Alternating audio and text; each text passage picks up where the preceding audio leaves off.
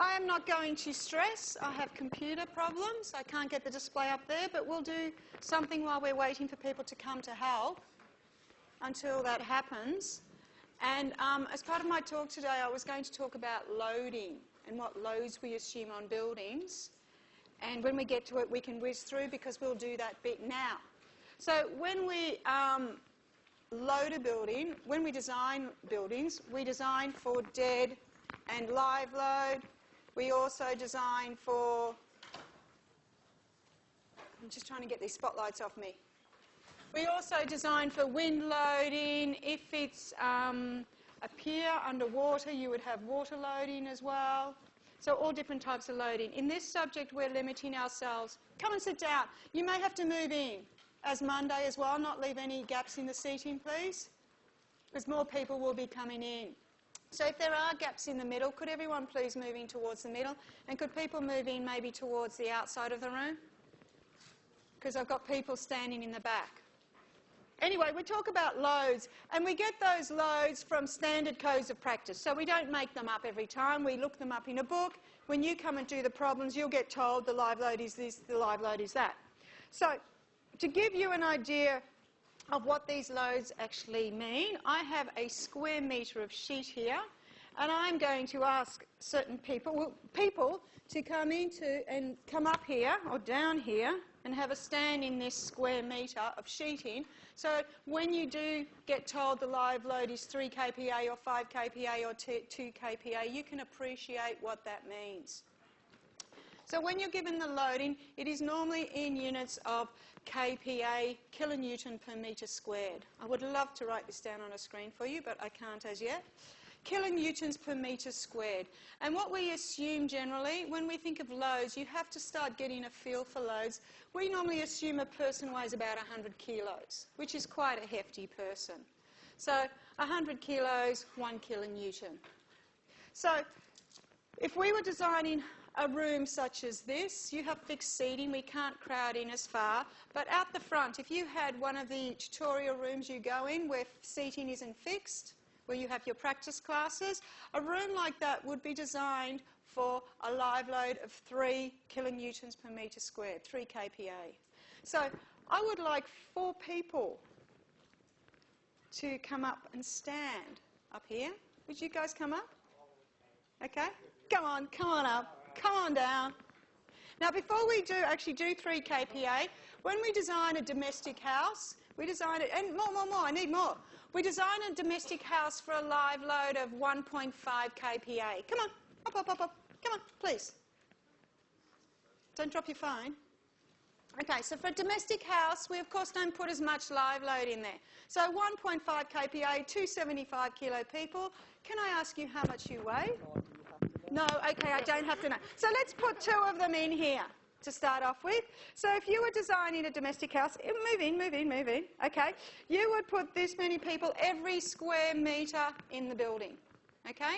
And you would design for that level of loading. In some areas it may be heavier where you have bookcases, but otherwise in other areas it would be empty. So this would be a domestic house. In a room or the flooring out the front here, you would design this for 3 kPa. So can I have you and one other person, assuming you weigh about 75 kilos each, squash in there? One more person? I won't ask a girl now to come and join the crowd. To come stand here, and this would be, squash in, equivalent to 3 kPa. Yes, please. So what's the issue? I can't, well, first of all, this screen's not on. I've put it on laptop. Not working at the... No, it was working on Monday. Okay, and I put it on laptop, and it won't. And I do that, and I do VGA. And I did it on Monday, okay. But this is my mouse. I have a mouse, I'm very old-fashioned. So this is currently 3 kPa. Now, when we design a stadium, do you think the loading is higher or lower? Higher. A stadium, brilliant. Okay, and then I'll do with that. Having it like this? Yeah, okay, now when I do the freeze screen, I can do that. Okay, thank you very much. So what was the problem? Sorry. Oh. Okay, you've got us. This happens more often than I wish it did. Sorry? This happens a lot. No, stay here. No, I need you because I want to put more load on. So what happens is you had it on an extended display, so it's treating The projector's an extended screen. Oh, So yeah, what you need to do is it's function and it's F4. function F4. Okay. Yeah, so when you press it, it'll switch to this. So this is I've got to write that down, function F4, if I do that again. Okay. Because I've never had that happen before. Okay. Thank you. no worries. Okay. Have a good day. Okay, so this is currently 3 kPa. In a stadium, most of you said, of course, the loading would be higher. It would be 5 kPa. So we're currently at 3, so I need another 3 people to come on down. And that's why I said I won't ask a girl. So could 3 more people? Come on, anyone. Come on, come down. Please, gentlemen. So you've got to squash into that square metre. Squash right in. So when we design structures, we don't design with average loads on. Average loads means half the time things will fail. We have to design for extreme loading. So we all in there? So we need one more person. Thank you. There we go. Okay. So we would have that many people standing in every square metre of floor, and that would be the type of live load you would design a stadium for. Because, of course, in a stadium you can get people on people's shoulders, and if there's a riot or something, everyone crowds in on top. So you have to ensure that that stadium can cope with that level of loading. So, no, thank you very much, gentlemen. So now I can fold up my white sheet. Okay, now I can do this. Just give me 1 minute and we will get going.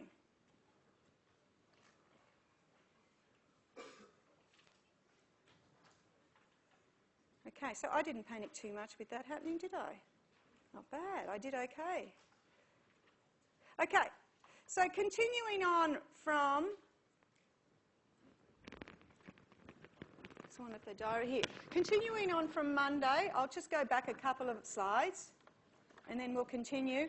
We were looking at the structural forms and we said that they were a function of the structural actions. So in next week's tute, you'll be given a situation and you'll be asked what are the structural actions? Tension, force, compression, force, bending, shear or torque. And each structural action has a corresponding deformation mode. So in compression, you all know it's shortening, in tension, stretching, in bending, curving, shear, distortion. So we have different structural forms, and those structural forms have corresponding structural actions acting. So in an arch, primarily, the structural action is compression. The members are in compression. Beams, it's bending and shear. Trusses, tension, compression. Cables, tension. So back in the old days where the primary building material was stonework or brickwork, I think we all know it's hard to put brickwork in tension. Okay, I mean, if you do try and apply tension force to brickwork, what happens? It cracks at the mortars. So thus, in the old days, when I went back to arches, most of the construction, I mean, they didn't think it through and go, oh, the structural action is compression, let's build out of stonework. Basically, because stonework is easy to build just by applying rock over rock over rock and stone over stone over stone, it is through compression loading. And arches, because arches work well in compression, you'll see a lot of arch structures from Roman times and Mesopotamian times still up, but are still standing. Then I said arches, we still do build with arches nowadays, but the structural material, we build them a lot slender looking, a lot thinner, out of steelwork, out of concrete, and here we have a truss, an arch that is a truss as well. You can see the triangulation. Second structural form I said was beams, being the most common, the easiest to build with. Then we had trusses, and trusses serve the same purpose as beams. They form a horizontal unit, you put a lateral load on there, and even though the truss overall looks like it's bending, when you look at each individual member, the members are primarily in tension and compression. Then our final form was cables, and I showed you with the pegs and the string what a catenary structure is, how when you move the load, the shape of the structure itself changes. And thus, we don't want structures moving underfoot all the time, so not many structures are made out of cables, even though they are probably the most efficient structural form. And I think I got to that point where I always have trouble pronouncing this, the Akashi Kayoko Bridge in Japan. Has anyone seen it? Anyone been there? Okay, this bridge, completed in 1998, is the world's longest suspension bridge, a centre span of 1.9 metres. Our Westgate Bridge here, centre span 336 metres. So this thing is, what's that, at least six times as long, the centre span. When they originally designed this bridge, the centre span was 1,990 metres. And then there was an earthquake. And that earthquake actually moved both islands further apart, 1 metre further apart from each other. And because the construction hadn't finished, and it is a cable structure, and you know with cable structures, even when you hang bits of rope and string, they can move quite a bit without destroying the integrity of the structure. After the earthquake, they said, okay, we'll just change our design a bit and we'll continue building the suspension bridge. So the loads in these cables are humongous. The diameter, these cables have a diameter of 1.12 metre. They are massive. And within those cables, it's not one solid piece of steel. You have 18,000 wires, each of a diameter of 5 mil. And that is done so if one wire fails, you still have the other 18,414 wires that are acting. So there's a bit of redundancy built in there. Each wire can carry 39 kilonewtons, the equivalent of 4 small cars. The force in this thing is huge. You want to build one of those? You have to listen to what I'm going to say in the next hour. Okay, so many structures are made up of a combination of the different structural forms. Finally, you can see here, with the bridge here, there is a suspension cable, but the deck in here is made up, you can see all this triangulation of trusses as well. And that is to stabilise, to keep the decking more stable, more rigid. In Bunnings Superstore, we have beam members and triangulated truss members. And in this arch at Wembley Stadium, again, it's made up of cable, arches and trusses. So a lot of structures are made up of a combination of all those forms, meaning you have bending actions, tension actions, compression actions and shearing actions. So in summary, going back to Monday, what is a load path? It is a route along which the applied loads are transferred to the support. A few more of you would have had your practice class by now, so would have used this concept to work through why the Hyatt Regency failure occurred. So in terms of load path, you just have to ensure that this load path is not severed in any way. Of course, if it is, something will fall down. Secondly, the process of load transfer involves structural actions. So load is transferred either through the structure bending, squashing, stretching, twisting. And finally, the structural forms are defined by their structural actions. Okay, that brings us to the end of part 2. And now we're going to start looking at loads. And effectively, this topic I'm talking about now is the first question on the exam paper. So the way these lectures are given, each topic equates to a question on the exam paper, as well as a piece of information, a piece of knowledge you're required to have. So we're now going to look at loads, which is what I was doing with the sheet there. We're going to look at the types of load, the classes of loads and magnitudes. So first of all, now we're talking loads and forces, you need to be clear about your units. You need to understand units. Units of length, metres, force, we know kilonewtons, moments. A moment is a force times a distance, has units of kilonewton metres, newton millimetres. Doesn't matter what units you work in, as long as they are SI units. You can give a number in newton millimetres, newton metres, it's up to you, as long as you put the units after the number. Every number now should have a unit following it. In terms of loading, a uniformly distributed load is kilonewton per metre. So please do not get, I'm just trying to get my pen working here. Please do not get these two units muddled up as people do. A moment is a force times a distance. And then finally we have units of pressure or stress. Be careful with the term weight, it says. Okay, in scientific contexts, weight is the force on an object due to gravity, but in everyday context, it is often used to mean mass. Engineers, I don't know, I did engineering because I didn't get a very good mark for English. Sometimes we don't always word things properly. You may be asked to calculate the mass of something or the load of something or the force of something. In brackets after, you will be given the units we want it in. Okay? So be clear always what it is you're being asked to do. It may say calculate the weight in kilonewtons per metre.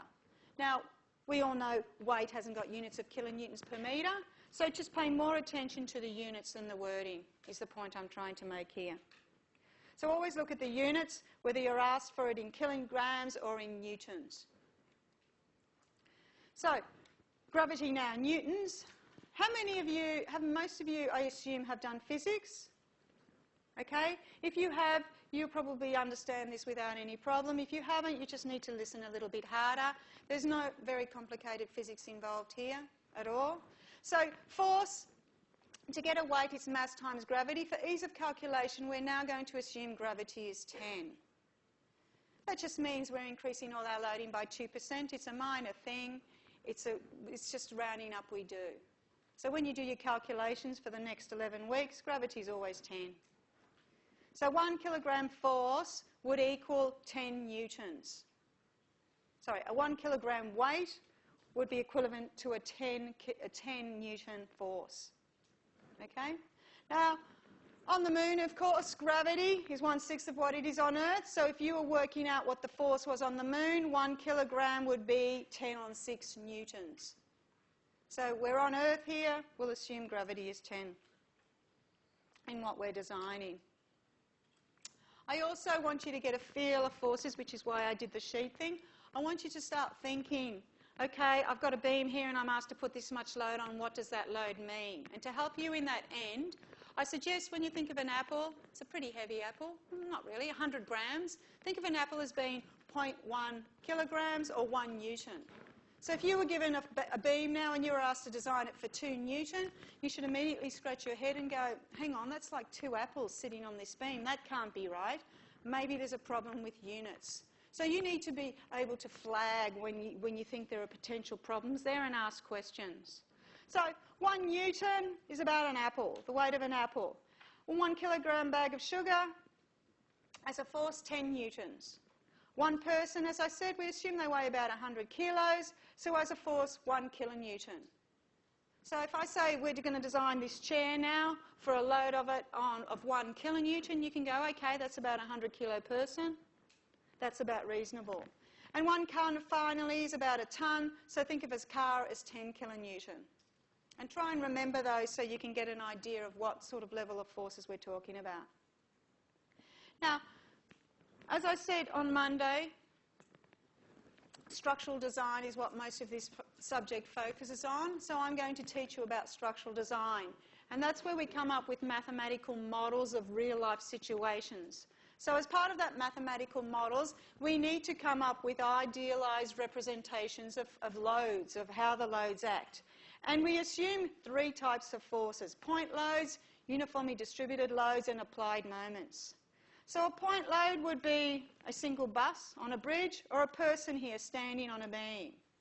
So as the mathematical model here, we would draw it as our stick being our beam. I'll talk about the support types in a minute. For now, we've got a ball on one side and a triangle on the other side, and the weight of that person would be applied as a point load of weight P. We won't embarrass them and ask them how much they weigh. The second type of force we call a uniformly distributed load. And that's the most common type of force, or uniformly when we're talking about one-dimensional or two-dimensional structures.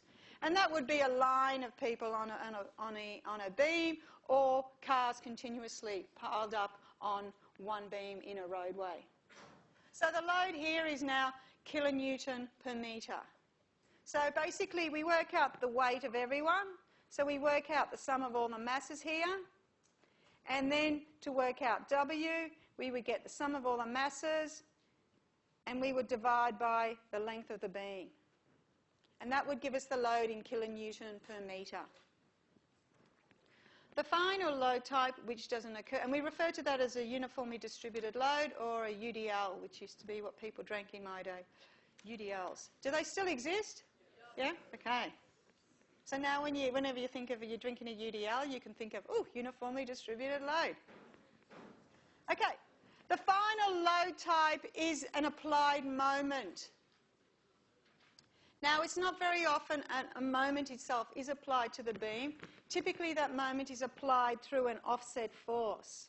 So here we have our weight here, and it's offset from the actual column D. So when it comes to designing the column itself, it would be designed for the weight here as a vertical force, and there would be an applied moment applied to it of value WD, which is the force times the distance acting.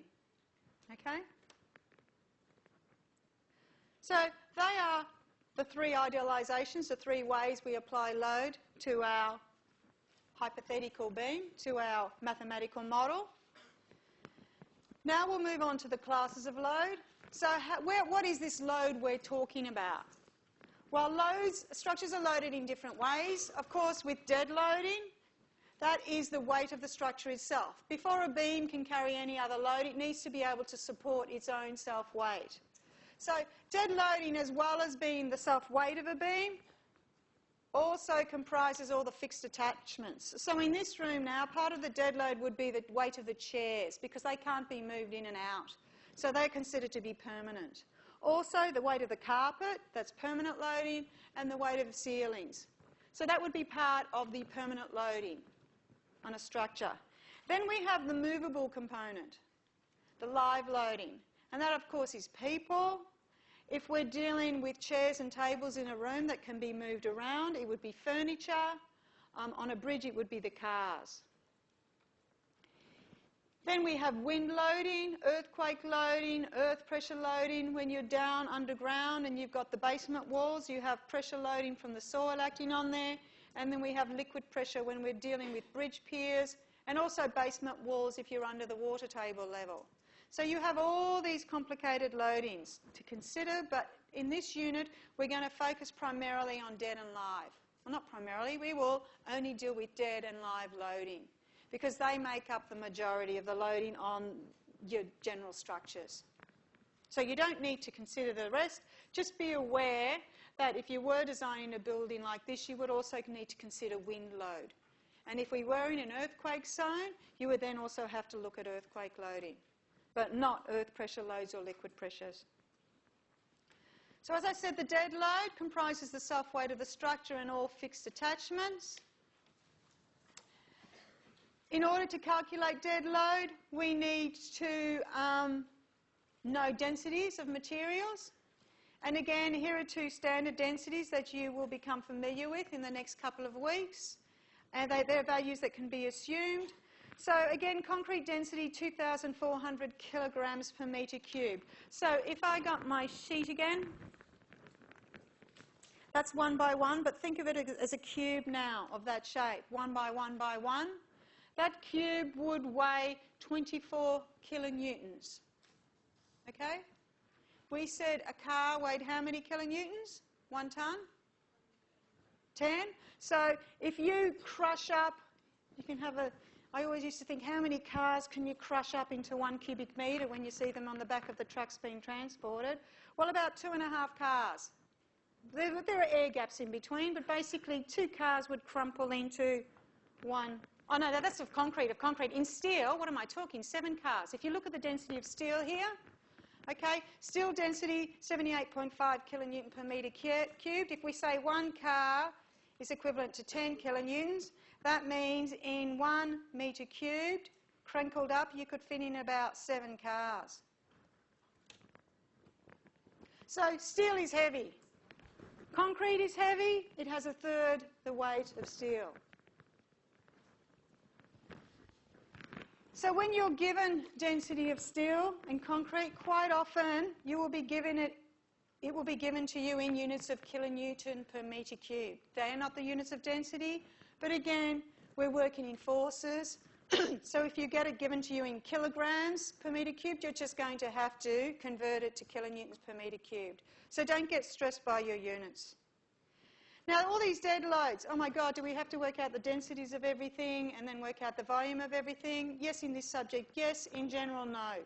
There are standard Australian, New Zealand standard codes of practice that as a design engineer you would look up to work out the weights of things. And here is an excerpt, Table 2A2, from the Australian standard for material densities and weights. And then there you'll see standard material products such as galvanised standard corrugated sheeting. It comes in different thicknesses, so you won't have to get density and work out the volume of it. It then tells you here how much in kilonewtons per metre squared, how much a bit of sheeting, 1 square metre of sheeting would weigh. So you can look all these values up. In terms of live loads, again, there's a different standard, AS 1170.1. Oh no, it's the same one. That was the dead load component, and this is the live load component in there.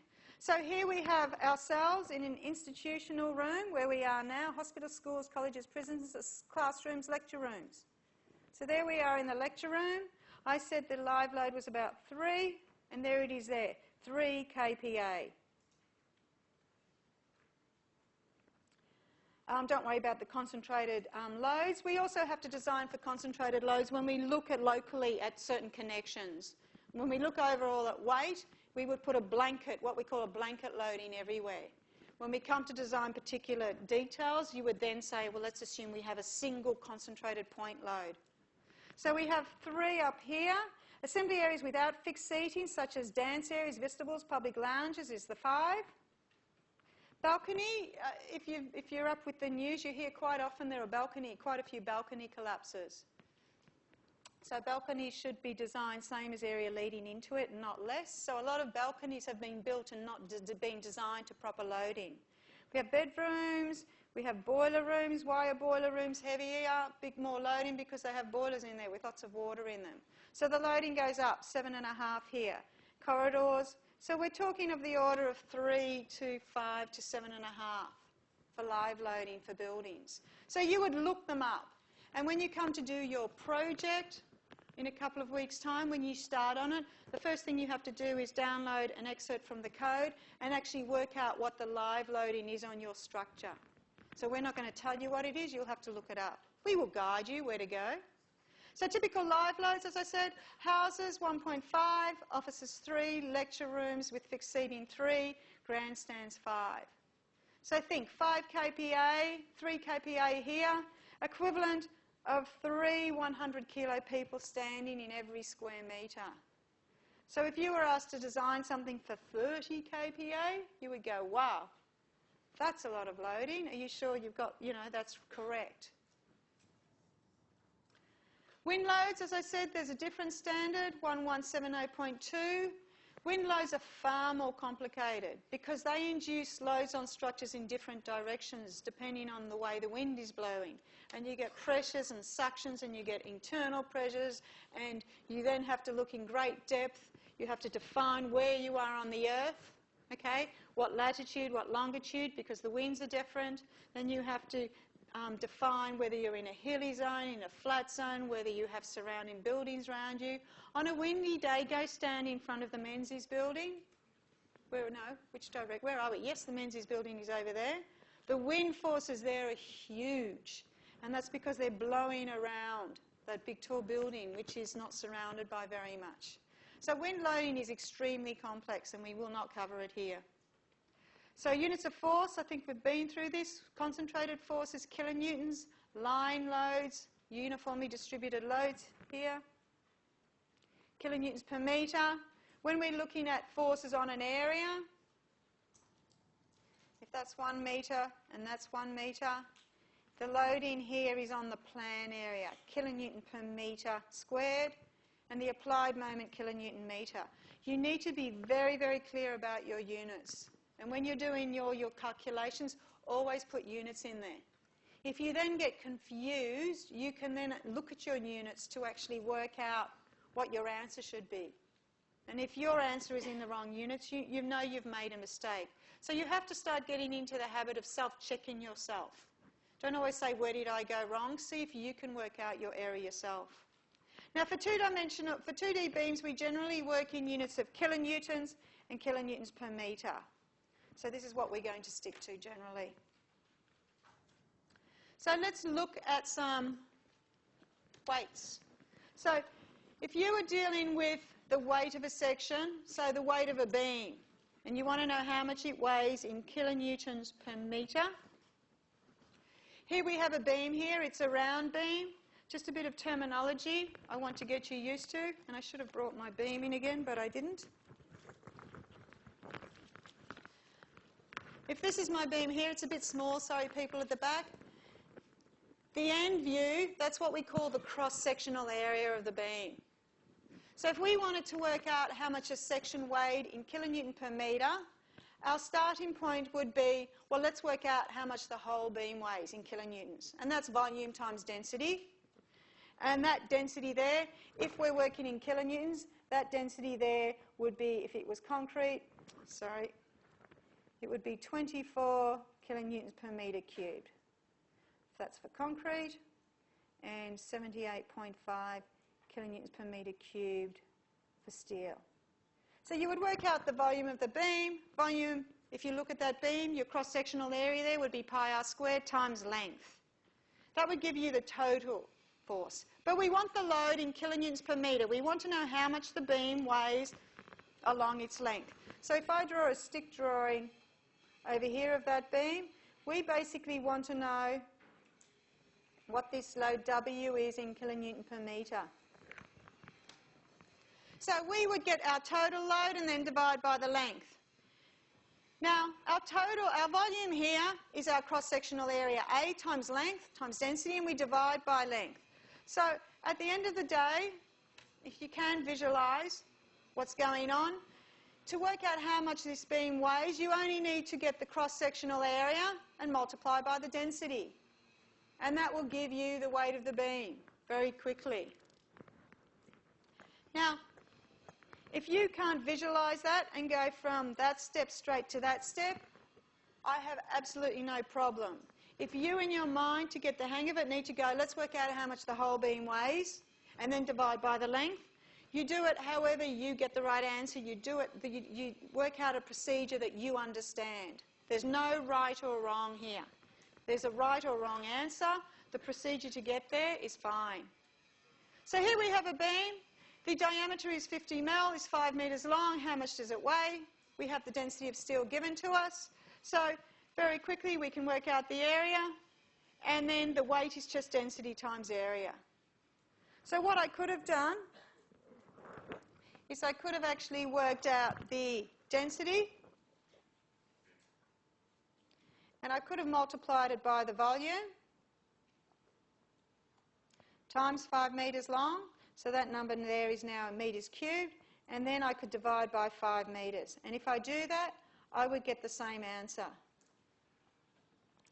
Now, one thing I haven't pointed out yet, which I can see I need to point out there, is you need to be consistent with your units. So the question asks you to work out the load in kilonewton per metre. When you're given this cross-sectional area here, it's given to you in millimetres. So in working out the area here, this unit here, the radius here is in units of metres. Okay? So you can't mix your millimetres and your metres and your kilonewtons and your newtons. You have to be consistent with what you're using. You can check yourself, as I said, always with your units. If you go, I have no idea what I'm doing. Well, let's look at the units of area here. So the units of area, we know are metre squared. And the units of density, in this case, kilonewtons per metre cubed. And you can see here that we cancel out our metres and our units are consistent. So what you'll be given the week after next is you'll be given beams of different sizes, and you'll be asked to work out the dead and the live loads and how much they weigh and what the loading would be for you to design the beam. Here we have an example where we have a precast beam bought off the shelf. This is what we call a T-beam, or they call it a CUBE6 flooring system beam. And you're given all the dimensions of it. Its span varies. You see, so if you tell me how much the entire beam weighs, if you say, oh, Lizzie, those beams weigh 24 kilonewton, then I'll say to you, well, how long is it? So when we calculate the weights of things, we prefer to calculate the weights in terms of kilonewtons per metre. And then you can say, okay, well, my beam's 2 metres long, so this is how much it weighs. My beam's 10 metres long. This is how much it weighs. So when you work your loading out, always work it out in terms of kilonewtons per metre. Okay, so what will you do here? You just work out the cross-sectional area. This end area is my cross-sectional area. So it's 42 up the top. I don't know if you can read that clearly. It's 100 mil deep in here.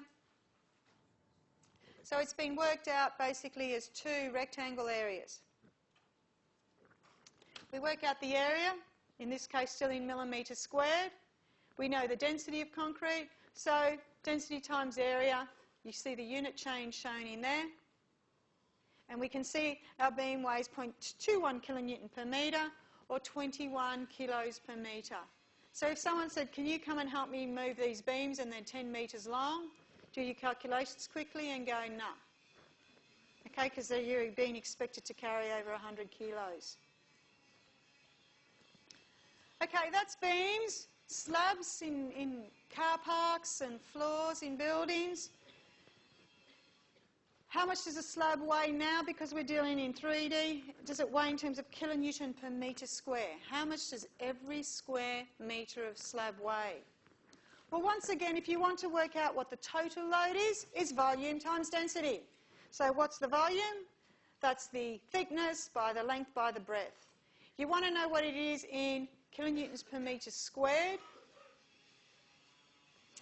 When you work out this volume times density here, that has units of kilonewton. So we then need to divide by the plan area.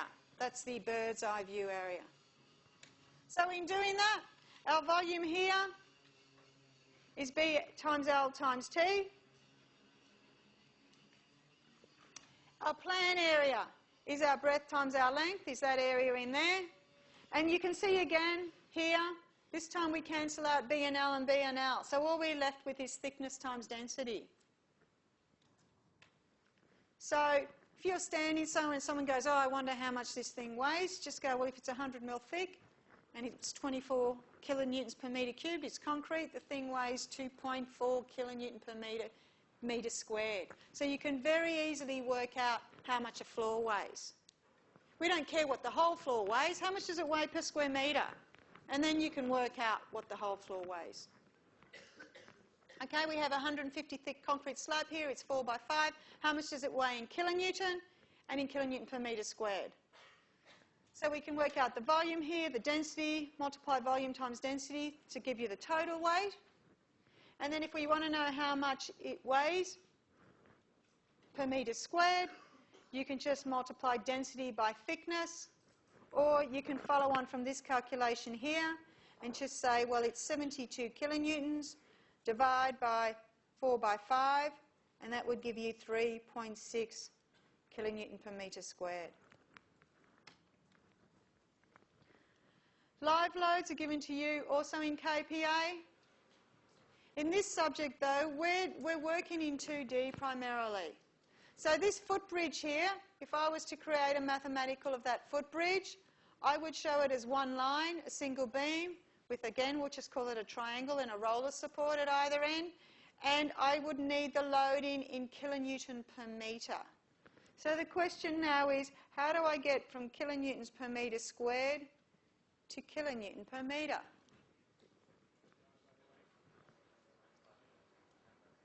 Yeah? So we'll do the numbers, so I'll show you all how to do it. People get very confused by this. We want to know what the total live load is. We multiply the load by the plan area, in this case B times L. That gives me the total load. I want to know how much the beam weighs in kilonewton per metre length. So yes, I divide by the length. So if we turn this plan area into B times L, you can see our lengths cancel out. So a quick way to get from kilonewton per metre squared to kilonewton per metre, you just multiply by the width of the beam. Now again, people find this very confusing. If it confuses you, work out the total load. Follow your logic through. It's this much per square metre, my floor is this big, that'll give me the total load, and I want it per metre length, so I divide by the length. It's the same process. This way is just a bit quicker, but it doesn't matter. We have a slab here. 150 mil thick slab. It's 1.5 metres wide here, and it's 10 metres long. Carries a live load of 5 kilonewton per metre squared. So the question is, if I represent this as a stick drawing, like so, what is the weight on this beam? That's meant to be an arrow. Okay? What's the live load on the slab in kilonewtons per metre? So all you need to do is you get your live load 1.5 and your live load of 5, and you multiply it by the width here to get 7.5. Your units, if you look at your units, this has units of metres, this has units of kilonewton per metre squared, so that will give you units of kilonewton per metre. Now, if you're there sitting there going, do I divide by the length, do I multiply by the length, do I multiply by the breadth? Oh, I don't know what the breadth is, I don't know what the length is. No big deal, okay? Get your load 5. Say I'm going to multiply it by the full area, 1.5 times 10 metres. And I know that number now is in kilonewtons. And I want it kilonewtons per metre length, the length over which it acts. So I would now divide by 10. And of course, you end up getting the same answer. Do you need a break yet?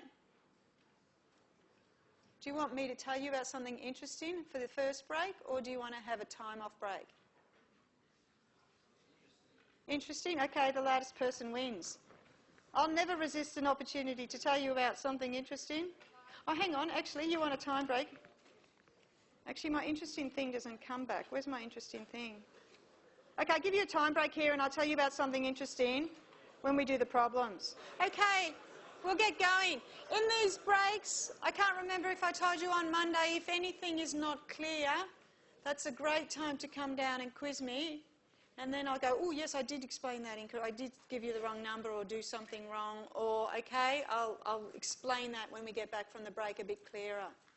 So it's to your advantage if you come down if something isn't clear and get confirmation or get clarification of it. Now, these loads, I said they come from the Australian standards, but where do the Australian standards get them from? Why do you need to know that? You need to know that because you're going to be an engineer, a professional. And it's not enough just to know where to get it from. You've got to understand where it's come from where the book has got that information from. So where do all these loads come from? Well, unfortunately, it's not just as simple as saying it weighs this much or we'll put that level of live load on. All loads involve uncertainty. So in terms of live loads in a building, okay, you could get some observed load densities in office buildings.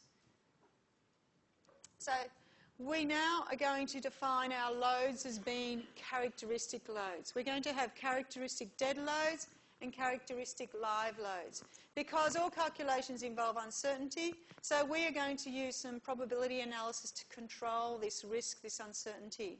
So we define all our loads as having a 5% chance of being exceeded, and we call them characteristic loads. So unfortunately, I'm now going to talk about Bell distribution. You've all done statistics in a very minor way, okay? So we're not going to do a lot of it. Characteristic dead loads. So you may say to me, but Lizzie, we can work out the weight of something. Where is the uncertainty in it? Well, dead loads may vary due to under or overestimated densities of concrete, because concrete does weigh different amounts depending on how much gravel and the constituents you put in there. And dead loads may vary due to materials used on site not being consistent. Or dead loads may vary due to the builder not wearing his glasses that day and reading 100 mil thick as 120 mil thick. So there is always uncertainty in your system. And based on the principles of probability, the accepted practice is to choose a value for the density that only has a 5% chance of being exceeded, and we call this the characteristic dead load. In terms of the live load, particularly with people loading, in the week of a building, you don't expect loads to be high. But in the year of a building, you may say, well, every year in this building, there's the big Christmas gala, and on that Christmas gala, we get hundreds of people in this building. So depending on what time period you're looking at in the life of a building, you may have heard most buildings have a 50-year design life. Okay? They're now slowly increasing that. I think one of the bridges in Brisbane has just been built for a 100-year design life. So the accepted practice is to choose a value of the live load that has a 5% chance of being exceeded once in 50 years. 50 years is chosen because that's the design life of most buildings, but fortunately a lot of old buildings in the city, you know, are older than that. Okay, so it's not to say that at 50 years the buildings suddenly need to be pulled down and don't work anymore.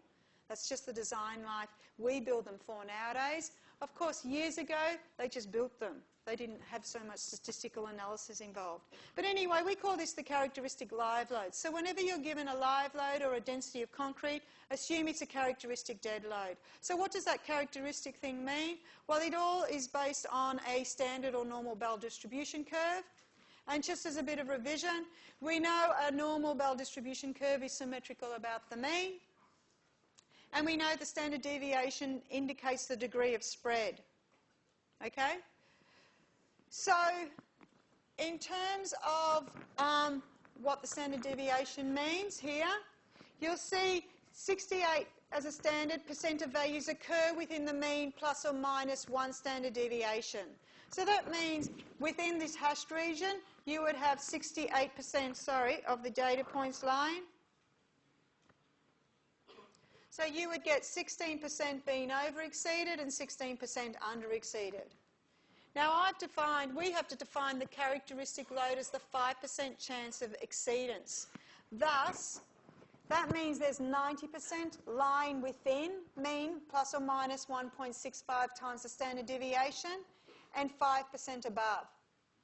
So if you have to calculate a characteristic load when you have a set of data, and you'll be doing that in the practice class next week, you would calculate a mean, a standard deviation, and mean plus 1.65 times the standard deviation would give you the load you are going to apply to your structure.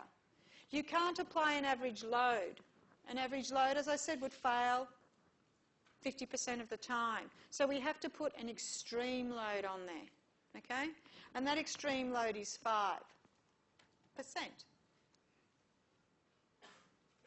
Now, you may be thinking, well, hang on a minute, that means 5% of the time our loads are still being exceeded. So 5% of the time the building might fall down. Is that a good risk? Characteristic loads that have a 5% chance of exceedance, that equates to 1 in 20 chance of exceedance. Would you be happy with that if you were building a building? No. No, so we're not happy with that. So what we do is we get our characteristic load and we then apply load factors to them. We always use the same characteristic loads regardless of what we're designing for, and we apply different load factors. And we call this limit state design. We design right up to the limit. If the yield stress, the maximum amount of stress it can carry is 300, we would do our calculations and ensure we can load it up to as close as 300 as we can. Where our factor of safety lies, it lies in the loading, okay? So we call this limit state design. Our design loads are our load factors times our characteristic loads. So when our limit state design, limit state is a set of performance criteria, strength, deflection, vibration, that must be met when the structure is subject to loads. We don't just design so the building doesn't fall down. You may walk across this floor and I go, assuming it's on the 10th floor of a building, and I'll go, it's perfectly safe, walk across it. And you start walking across it and it starts bouncing. And I go, don't worry about that, it's not going to fall down. Okay? You're not happy with that. So we design for deflection, for serviceability, as well as strength. And we put equal weighting on both designs, but the variation comes in our load factors. So limit state design requires the structure to satisfy two principal criteria, what we call ultimate limit state criteria and serviceability limit state criteria. Ultimate limit state criteria is a strength check. That's the failure design. To satisfy the ultimate limit state, the structure must not collapse when subjected to the peak design load for what it has been designed. And that peak design load is 1.2 times whatever the dead load is and 1.5 times whatever the live load is. So we now increase our load from dead plus live to, we increase our dead load by 20% and we increase our live load by 50%. And that is the loading we design to. Now, you may think that's very extreme, but the consequence of something failing is people being hurt, okay, is fatalities. So these load factors reduce the chance of the load being exceeded from 1 in 20 to over 1 in 10,000. So now our odds are a bit better, or a lot better. And that is the way we design in Australia. There used to be something called permissible stress design, but I won't go there. Okay, that's our ultimate limit state design. We also design for serviceability limit state design. That is to design so something doesn't deflect too much, so the structure is serviceable. So as well as in that, when you design a sports floor, you have to ensure it doesn't vibrate too much as well. So the limit state that ensures that users are comfortable with the performance deflection of the structure. So we use the same loading, we put different load factors on. So we assume we have the dead load, and now we actually take only 70% of the live load. And what we do is we then say, with that loading, how much does it deflect? Okay, it's less than what it has to be. So there's some upper limit, and we say it's less than what it has to be. So in actual fact here, this increases the chance of the load being exceeded from 1 in 20 to 1 in 5. So you may go, well, what are you doing here, Lizzie? You're putting less load on. But you have to remember that we're starting off with pretty extreme loading. So here, our live load is 3 to 5 kPa. Now, how often do you think in this region here you would ever get 5 people crammed into every square metre? Do you think that would actually ever happen in the life of this structure? You never know. So we have to assume that's the case, and for strength, we multiply that by 1.5. So when we're doing our ultimate limit state check, we multiply that by 1.5. So we reduce that up to, if we're talking with 5 kPa, we actually design it for 7.5 kPa, because you never know in terms of life. In terms of deflection, what do? We get our 5 kPa and we multiply it by 0.7. And that reduces it to 3.5 kPa. Which, do you think you'd ever get 3 people per square metre up here? You may. If that is exceeded, will the building fall down? What's going to happen? Well, if this wasn't a ground floor, what's going to happen is maybe the ceiling below me might crack a bit. Yeah? So it's not a catastrophic failure that we're talking about. So that's why we put smaller load factors when we're designing for deflection. Now, if you've got that many people crammed in here, do you think they'll notice that the floor's deflecting a little bit more than it would otherwise be deflecting? No, they're probably worried more about someone putting their hand on their bum than anything else.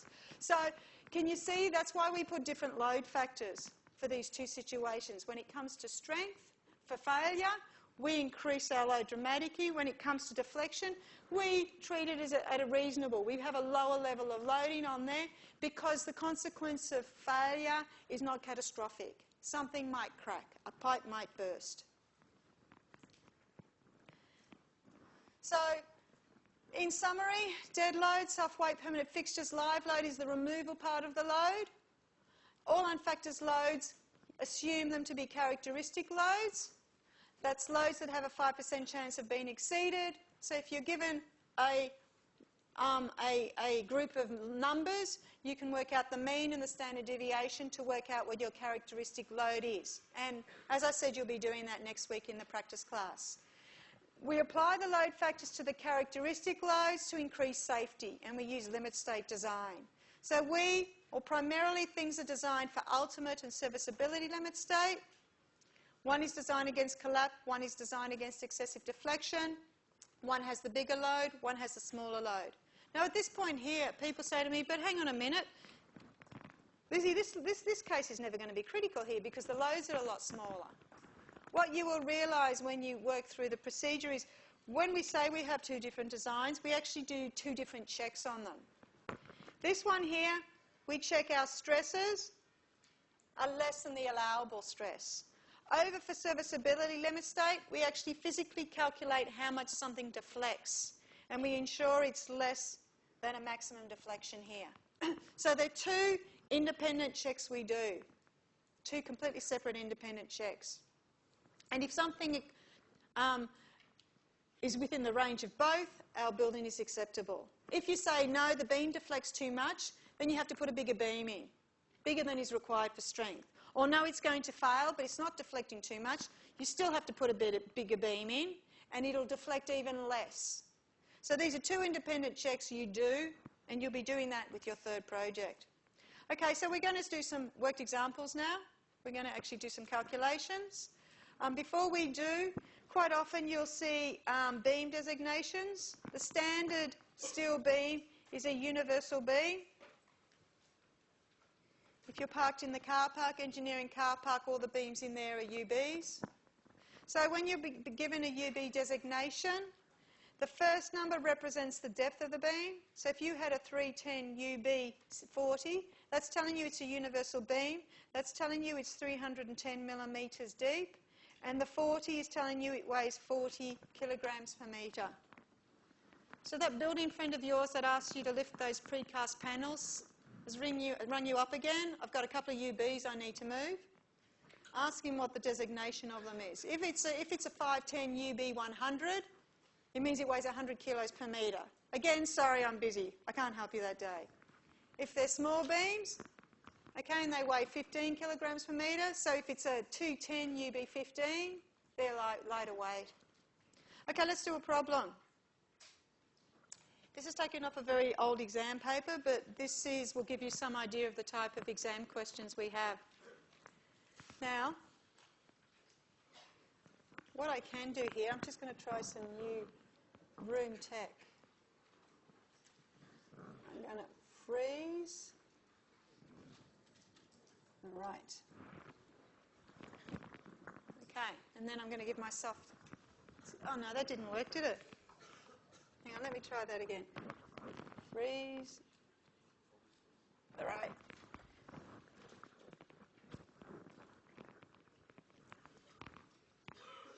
Actually, I don't want to freeze the right because that's the side being recorded. I want to unfreeze it and I want to freeze the left. I'll get this right in the end. Choose to display freeze on the right. No, there's no option for left. We could freeze the right and all the people that have decided not to come to the lecture will just miss out. Oh, but I won't be that mean in the first week. Will I be that mean in the first week? Oh, you are mean. No, I can't. I better not, because you know what? Then people email me and complain. So we can't freeze it. Oh, I was looking forward to using that feature. Okay, let's go back to the question where you can read it bigger now. We have a concrete slab. It's 300 mil thick. If you look at the diagram, you have to start being able to understand and read information like this. It's 5 metres wide and it's 9 metres long. It's used to support a live load of 4 kPa, kilonewtons per metre squared. I'm going to be saying kPa because kilonewtons per metre squared is too much of a mouthful. The concrete slab is supported by 2 brick walls. Well, they're hardly walls, but 2 upstands, 200 mil by 500 mil by 9 metres long. If you look at the diagram here, you'll see it's 500 mil high and 200 mil wide. And that, in turn, is supported by a steel beam under here. Given the density of concrete, 24, the density of brickwork, 19, and the weight of the steel beam, so they've told us how much the beam weighs, calculate the dead load and the live load on each steel beam in kilonewtons per metre. Okay?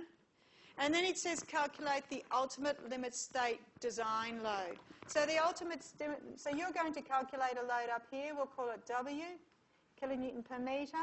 And when you calculate the ultimate, you're going to calculate a dead load component and a W live load component. And then when you come here to calculate your ultimate limit state, that will be 1.2 times your dead load component plus 1.5 times your live load component. And that will be your ultimate limit state load. And that's on the basis that you now have a beam 9 metres long and it now carries a load W alt. So that is then your starting point to check the stresses. Once you have your load on your beam, you go, okay, we can now start working out what the bending stresses are on this beam because it's bending. So you have to turn your load in your weight, your real life loading, into an idealised number. So we clear where we're at now? Okay, so let's get going. And just to repeat again, these inkings, I'm a bit messy. I just can't neaten up my writing. I'm sorry. I'll try and make it neater. I will usually put them online. There's a little folder in the lecture area. I'm not sure if it's hidden or you can see it yet, and it's empty, called Lizzie's Inkings, Lecture Inkings. And then what I'll do is I'll get these PowerPoints and I'll take everything else out except the slides that I've written on, and I'll put them in there. So by all means copy them down, okay? But be aware that they're there as well if you think you've copied down something incorrectly. And also these lectures are being recorded as well if you choose to hear the whole thing again. Okay, so we want to calculate the weight. First of all, what's the question? Calculate the dead load and live load on each steel beam. Now the first thing you have to be aware is, it says the weight on the steel beam. This actually includes the weight of the steel beam.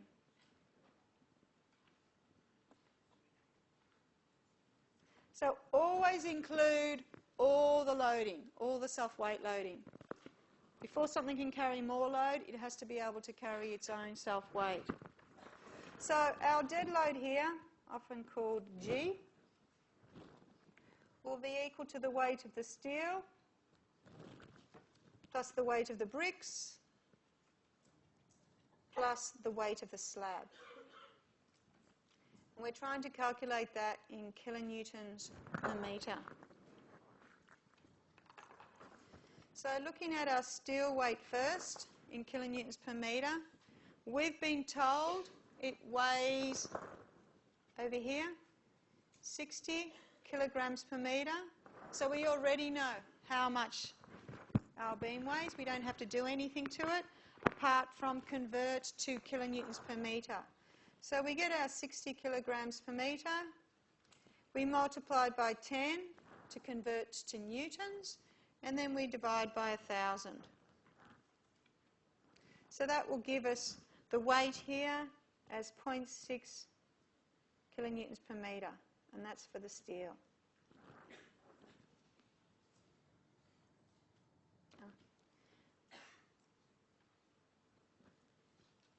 Oh, no. Oh, hang on, I haven't got it on pen, have I? Pen. Now, and now it's not red.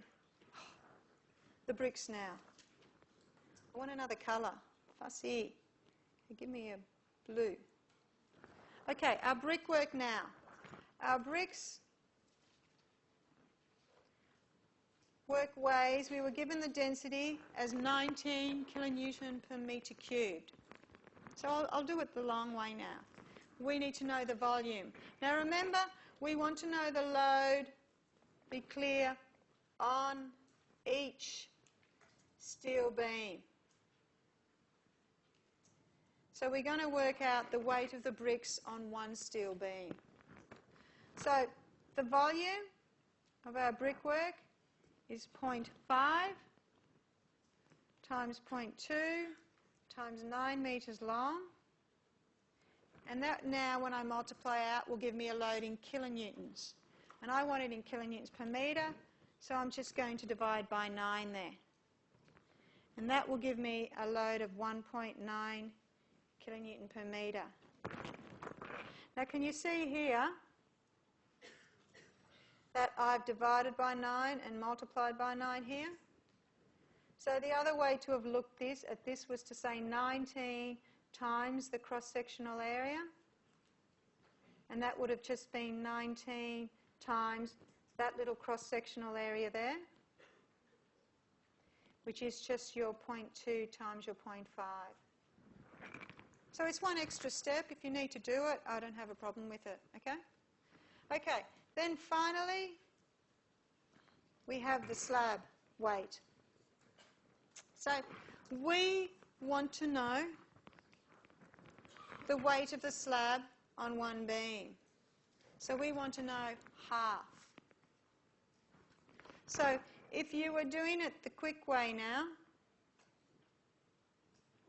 you would, in terms of cross-sectional area, just look at the cross-sectional area of half of the slab. So here, and it keeps on changing the colour when I jump slides. So you could say, well, our density here is 24 kilonewtons per metre cubed multiplied by our cross-sectional area. And that's equal to 24 times our width here was 5 metres. So that's 2.5 metres. And our thickness was 300 mil times 300. And that will give me a load of 18 kilonewtons per metre. The other way to do this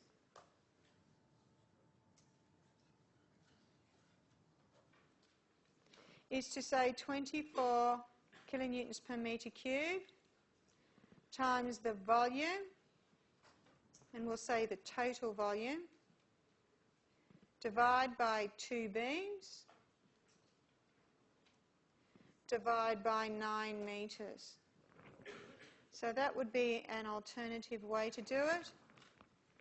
And doing it that way, you will get the same answer. So doing it this way, you would get 24 times the volume of our slab is 5 times 9 times 0.3. So that's our total volume.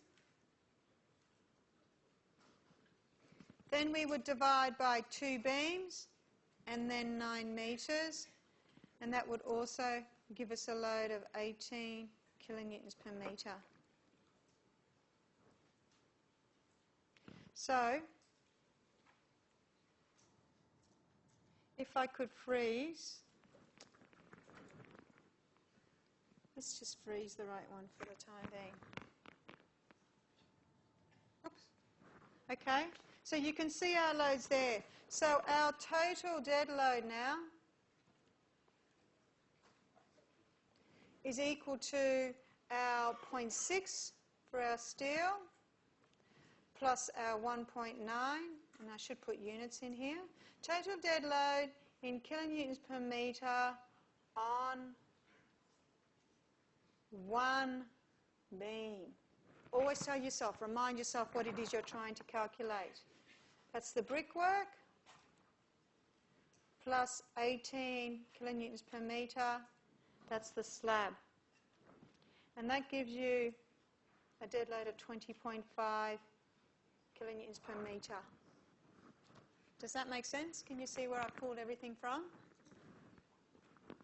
Okay, now I will unfreeze for the people that aren't here. Then we need the total live load in kilonewtons per metre on one beam. So our live load, you can't see this, but to remind you, was 4 kilonewtons per metre squared. And we want our live load on one beam. So the quick way, 4 kilonewtons per metre squared times the breadth or the width over which the live load acts. And what is that width, everyone? 2.5 metres. So it's simply 8 times 2.5, which is 10 kilonewtons per metre. Now again, alternatively,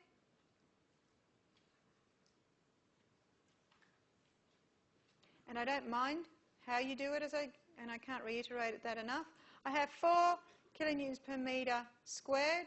I'm going to multiply it by the entire area, 9 times 5. Now that's given me a load in kilonewtons on the whole thing.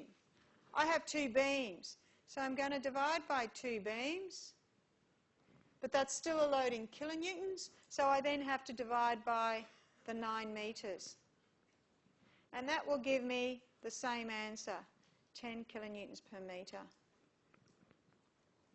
So finally, our ultimate limit state loading in kilonewtons per metre on,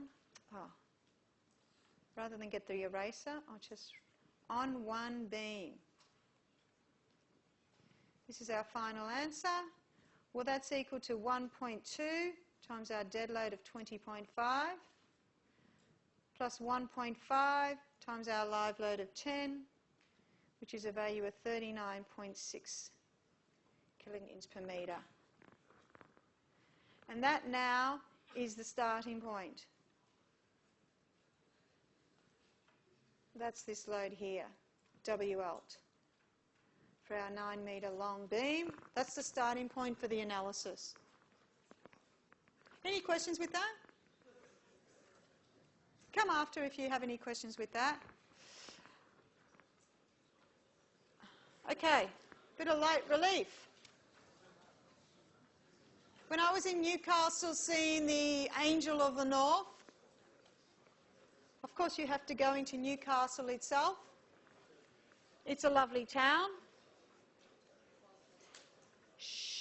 And the Tyne River passes through Newcastle, and within a 1 kilometre stretch there are 5 bridges. So if you like your bridges, it's a good place to go and see your bridges. You can see them down here. You can see the Sydney Harbour Bridge here, and you can see a lower bridge in red here, and to let boats through, this lower bridge in red rotates on a vertical axis, opens up, and then you have this arch beam bridge up here that's a lot higher so the boats can get under.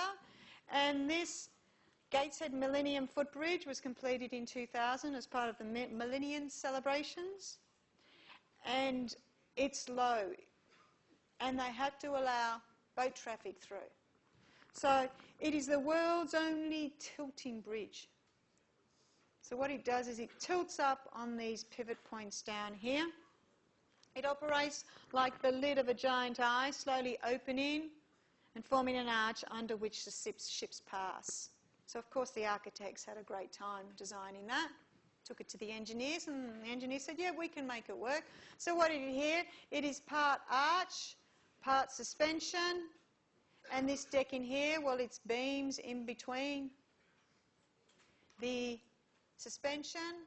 Because there's a curve in it, there's also torsion and twisting forces occurring. So this would have been analysed using complex modelling on a computer, by a computer, not something that could be done by hand very easily. So the bridge itself, I think, is quite delightful, but interesting is how it was constructed. So on both sides of the river, you can see a lot of structure, so there wasn't much room to build this thing. So what they did was they carried the completed structure upstream by using the world's second largest floating crane, which has a deck the size of a football pitch. So they shipped it up there, and then they would have had a crane here or on the actual barge, and then they would have lifted it into place. They would have built the fixing here, the pin connection here, sat it in, stuck this pin in here on both sides, and there's your bridge. I don't think it would have been that easy, but there's your bridge. So this bridge here rotates. It takes 4.5 minutes to rotate from 40 degrees from the closed to the open position. And it just uses some simple hydraulic rams in here, powered by a 55 kilowatt motor. So not a lot in there. So that's the Gateshead Millennium Footbridge, which I think is a lovely structure and more unusual because of the way it tilts open and closed. So if you're ever in Newcastle, go and have a look. And if you ever want to design something like that, you've got to know how to design a timber plank on a steel beam. So this is the second and will be the last example. So would you like a 5-minute break? Okay. Have yourself a 5-minute break.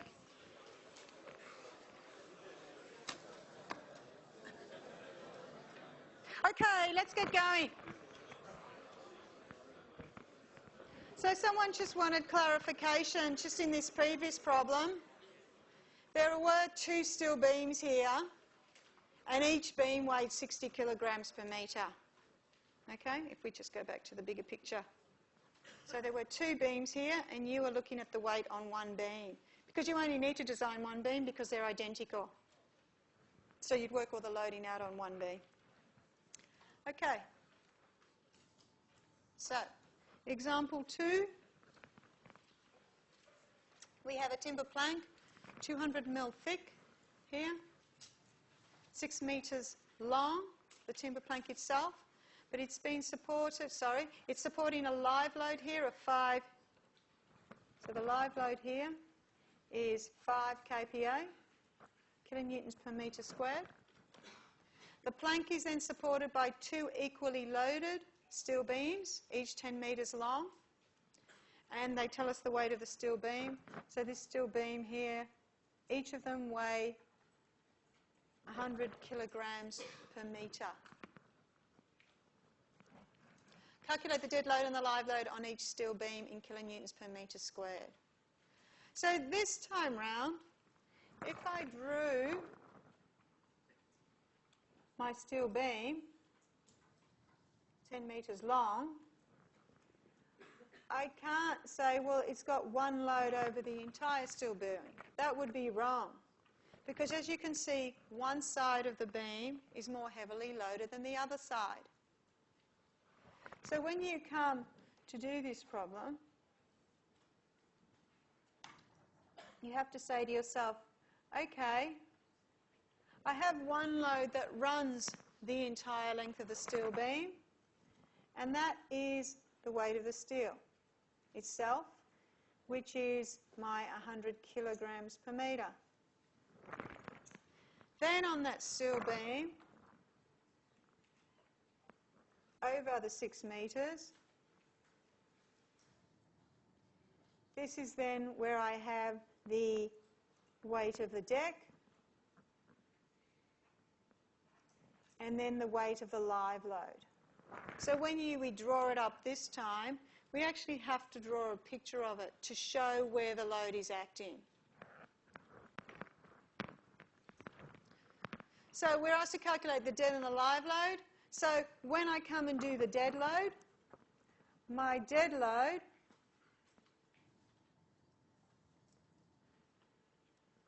I will have a dead load 1 and a dead load 2 component, and the dead load 2 is just the steel weight. Then when I come and work out the live load, I just have a live load acting on the left-hand side 6 metres of the beam. Does that make sense? Okay, what people tend to do is they take the average of it and they spread it evenly. That's not what is there in reality. You have to model what is there in reality. Okay, let's do some numbers. Calculate the dead and live load, part A on each steel beam. So it's telling us again on one beam. And it says on each steel beam. Once again, that includes the weight of the steel beam in kilonewtons per metres. And then calculate the ultimate design load in kilonewton per metre on each steel beam. And they were kind to you that year. This is a very old exam question, and because it tells you what the appropriate load factors are. I'm not sure we always tell you what the appropriate load factors are. We expect you to memorise 1.2 plus 1.5. It's not that hard. Then draw a diagram showing how the design load is acting on the beam. So they're telling you to draw it. Is everyone clear what the problem is? Yeah? Okay. So I think next week when this screen is working here, we'll be able to freeze that big picture. I was looking forward to freezing it today. Simple pleasures in life. Okay, so we have our G, which is our dead load, and that comprises the steel and the timber.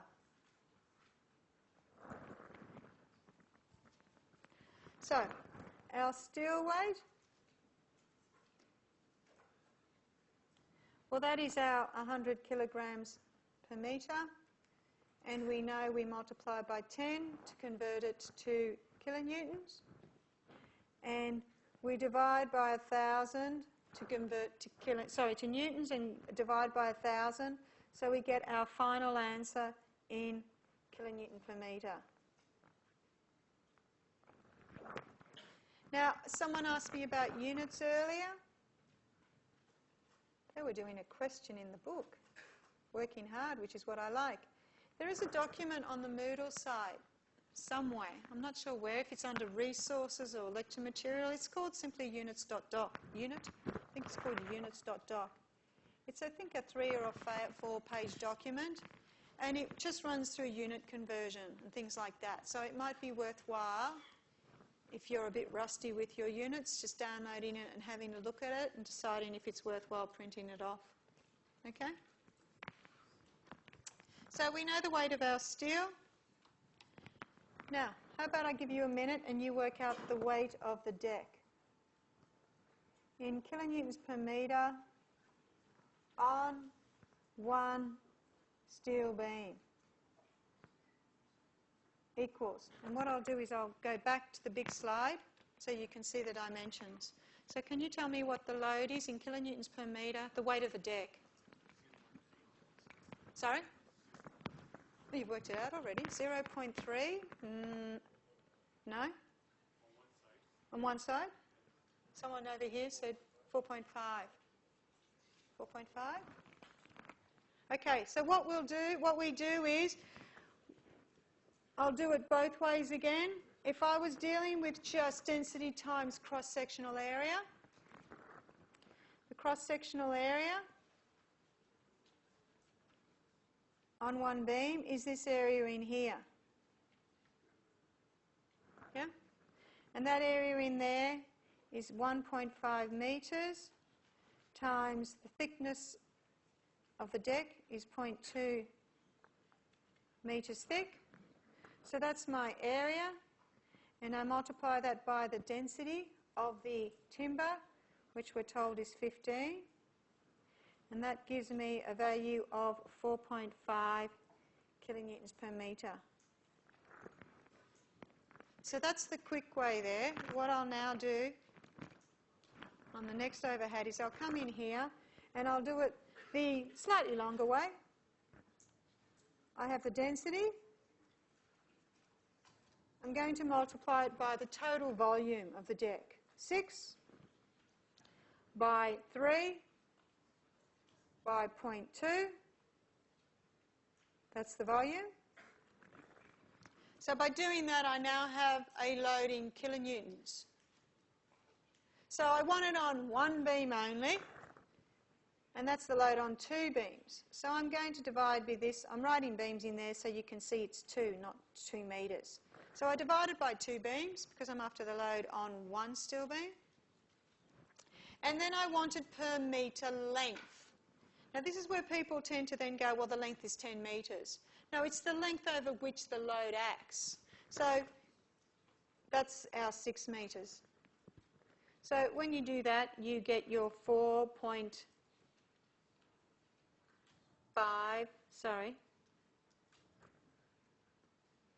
kilonewton per metre. So if I now draw the dead load here, I will draw a dead load on this side equal to 4.5 plus 1, which is 5.5 kilonewtons per metre. This is the dead load. And then on this side, where we only have the steel beam, that weight is 1 kilonewton per metre. So there's our dead load diagram. Let me just check if I have another. Okay, I can spread out. Now our live load, Q.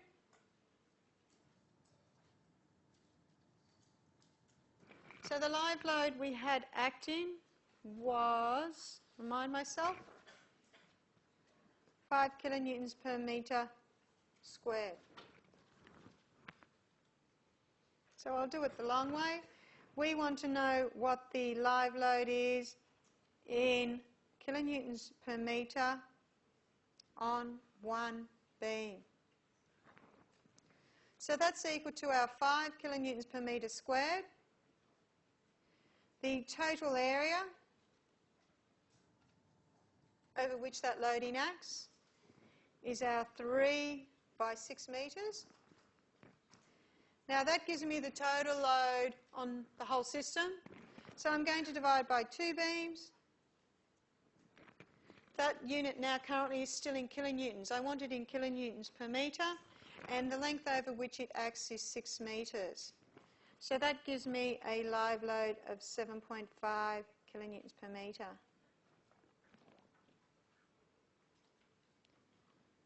Now, alternatively, what did we say? The live load in kilonewton per metre is just our 5. It's just our 5 kPa multiplied the width over which it acts. So what is the width over which it acts on one beam? 1.5 metres times 1.5 metres, which gives us 7.5 kilonewtons per metre. Do it whichever way you want. And that live load diagram now, that force is acting only on the 6 metre part of the beam. So the rest of the beam just only has steelwork there, so there's no live load acting. So just now,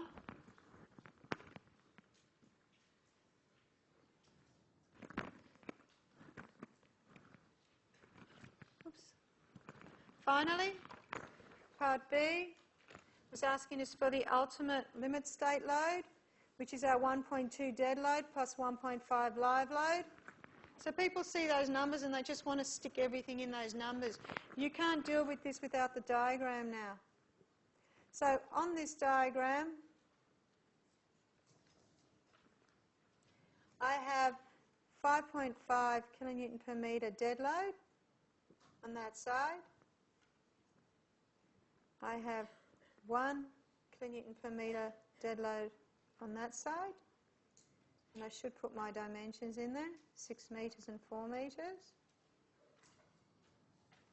And then on this side, I have my live load here of 7.5 kilonewtons per metre live load.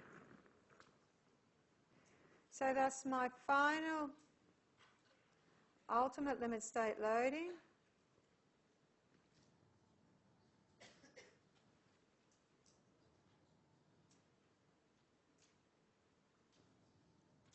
Here is just 1.2 times 1, because all I have is dead load, kilonewton per metre. And over on this side here, it would be 1.2 times our total live load of 5.5 plus 1.5 times our, dead load of 5.5 plus 1.5 times our live load of 7.5, which is a load of 17.85 kilonewtons per metre. Now, just to clarify, when you go and do your strength calculations, you don't know how to do them yet. That's what I'll be teaching you. That's your starting point. So this here is your starting point for your ultimate, and I should unfreeze that now, shouldn't I? So this here is your starting point for your, I like changing colours, for your ultimate limit state design. But just be clear, you're designing that beam to carry that loading and it won't fall down with that loading, okay? But I go and stand on that deck and this thing is saggy baggy, okay? And I'm going to have this is going to be floating in the middle of a river and I'm going to have the band playing on this part of the beam and, you know, they're going to be very uncomfortable with it sagging everywhere. So it's important it doesn't move around too much. Move around, it's important it doesn't sag too much, or my band is going to be, won't want to go on it. So as well as doing a strength check, I have to limit how much that beam deflects. And the criteria is normally span on 200. So that beam is spanning 10 metres. So that is a span in millimetres of 10,000 millimetres, and I divide that by 200, 1, 2, 1, 2. So this thing cannot deflect more than 50 mil. If it deflects more than 50 mil, it's considered uncomfortable. It's considered unserviceable. So when I do that deflection calculation, I'm not going to put this big heavy load on there. The load I'm going to put on there is dead load plus 0.7 live load. So the dead load over here, the loading on the left-hand side, would just be my 1 kilonewtons per metre, and the load on my right-hand side would be 1 times 5.5 plus 0.7 times my 7.5, and I don't have a number here for that. Okay? But when you come and do your deflection calculations, you would base them on the lighter load. When you come and do your strength calculations, you would base it on the heavier load. Now say from that dead load calculation, the beam there isn't strong enough. When I do the deflection, it only deflects 40 mil. So in terms of deflection, it doesn't deflect too much, but in terms of strength, it's not strong enough. I have to put a bigger beam in. This time round, I do the strength calculation. The beam is well and truly strong enough. However, when I do my deflection check, it deflects 60 mil, 70 mil. So it's deflecting too much, I have to put a bigger beam in. So when you come and do the design process, you don't go, oh, it's only deflection, it doesn't matter, don't worry about it. You have to meet serviceability limit state requirements and ultimate limit state requirements. That's strength requirements and deflection requirements. You don't say, oh, who cares about deflection, it doesn't matter. It matters just as much as strength. But we have put smaller load factors on there. So when we do that deflection check, we're not actually doing it for as much load. Okay. I'm not going to do that one. That's the end. Next lecture, you will then get those loads. Shh, hang on, let me say one more thing. And we will learn how to calculate the reactions. That's the next step in our design process. We'll learn how to calculate reactions.